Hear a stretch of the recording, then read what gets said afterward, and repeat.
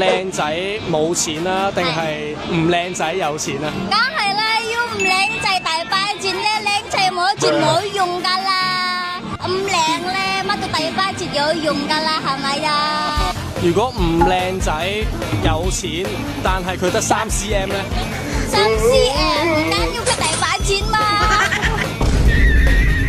最緊要係錢啊！係，對，有緊錢，你有錢咧，你自己開心，你冇錢就冇用噶啦。OK，自己諗啦。我知啦。